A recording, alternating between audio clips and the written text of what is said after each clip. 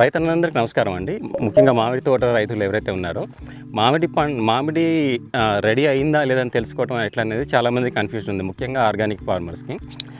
ఆ విషయం తెలియక ఎప్పుడు హార్వెస్ట్ చేయాలో తెలియక వాళ్ళు ముందే కట్ చేయటము, దాని తర్వాత కస్టమర్స్ దగ్గర వాళ్ళకి ఆ పేరు పోవటము, పచ్చి ఇచ్చారు, పండని ఇచ్చారు, పుల్లగున్న ఇచ్చారని చెప్పి అనుకుంటూ ఉంటారు. ప్రతి రైతు మామిడి తోటను రైతు తెలుసుకోవాల్సిన కొన్ని ముఖ్య విషయాలు ఉన్నాయి. ఏ టైంలో మనం హార్వెస్టింగ్ చేయాలి, కోతలు ఎప్పుడు కోయాలని చెప్పి. దాంట్లో కొన్ని ఇండికేషన్స్ ఏంటంటే, మన తెలంగాణ ప్రాంతం అయితే ముఖ్యంగా అసలు ముందు వచ్చే పరిస్థితి లేదు. మే మొదటి వారం ముఖ్యంగా బంగనపల్లి, ఈ పెద్ద ఏవైతే ఉన్నాయో బంగనపల్లి కానీ, మీకు హిమాయతులు కానీ, ఇవన్నీ కూడా పెద్ద రసాలు ఇవన్నీ కూడా లేట్గానే వస్తాయి. ఒకవేళ మీకు మళ్ళీ ఫ్లవరింగ్లో తేడా ఉంటుంది, కొంచెం ముందు వచ్చిన ఫ్లవరింగ్ ఉంటాయి, దాని తర్వాత లేట్గా వచ్చిన ఫ్లవరింగ్ ఉంటాయి. చాలామంది చేసే మిస్టేక్ ఏంటంటే, సైజ్ వచ్చింది కదా అని మీరు ఇక్కడ చూసుకోండి, ఇది పెద్ద రసం, ఇది సైజ్ వచ్చింది కదా అని చెప్పి కట్ చేస్తూ ఉంటారు. ఇంకా సైజ్ ఇంపార్టెంట్ కాదు యాక్చువల్గా. మీకు సైజు కంటే ముందు కూడా ఈ పైన ఒక వైట్ లేయర్ ఫామ్ అవుతుంది. ఇట్లా అంటే అసలు మీకు బూడిదేం ఫామ్ అవ్వాలి, బూడిద ఫామ్ అవుతుంది ఫస్ట్. ఈ బూడిద ఫామ్ అవ్వలేదు దీనికి ఇంకా.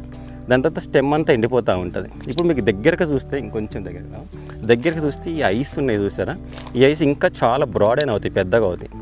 అదొక ఇండికేషన్. దాని తర్వాత ఇదంతా కూడా నల్లగా అవుతూ వస్తుంటుంటుంది.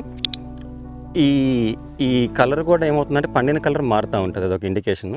ఈ ఇండికేషన్స్తో పాటుగా ఇంకా దీన్ని నేను ఇప్పుడు చూపిస్తాను. దీన్ని కట్ చేసి, ఇది యాక్చువల్గా ఇది మెచ్యూర్ కాదు, ఎందుకంటే ఇది ఈ పైన ఐస్ బ్రాడెన్ కాలేదు, దీనిపైన పూర్తిగా పౌడర్ ఫామ్ కాలేదు, ఈ పైన స్టెమ్ ఎండిపోలేదు. పెద్ద రసాలు ఇంకా సైజు వస్తే ఇంకా అంత సైజు కూడా రాలేదు.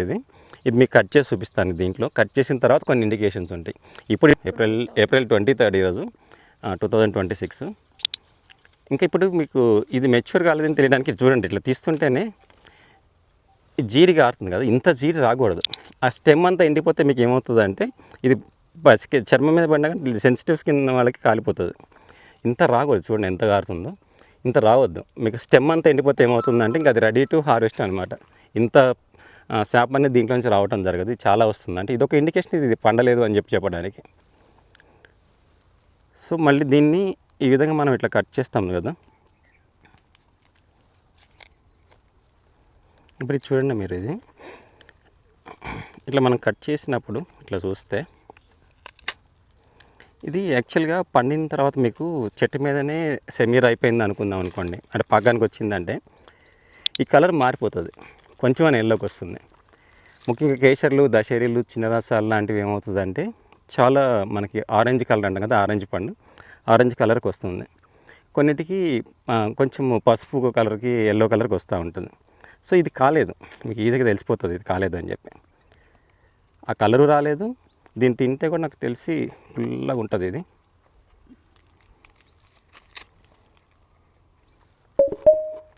చాలా పుల్లగా ఉంది. ఇదొక ఇండికేషన్ కదా.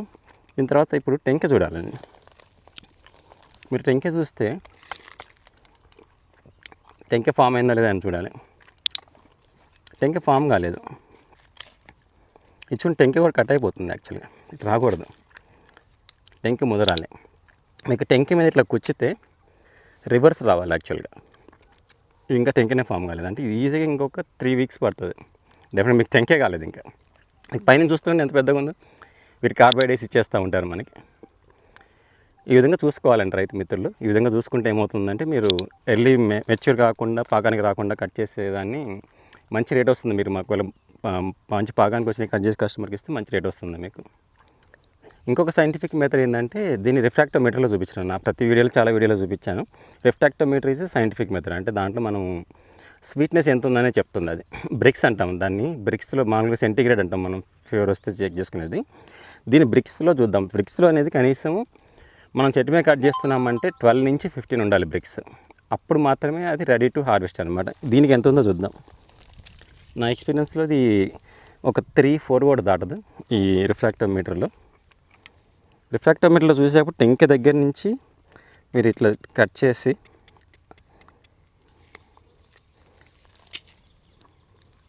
మీకు ఇట్లా అంటే జ్యూస్ వస్తూ ఉంటుంది, డ్రాప్స్. దీన్ని ఇట్లా అతికించినా సరిపోతుంది.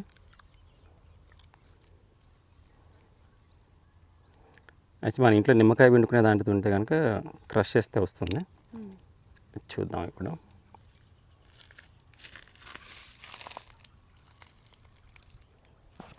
ఎంతకు రావాలి దీని మీద లైట్ పడాలి.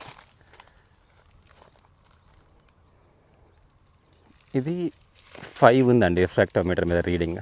5 బ్రిక్స్ అంటారు. 5 బ్రిక్స్ అంటే చాలా తక్కువ, చాలా చాలా తక్కువ.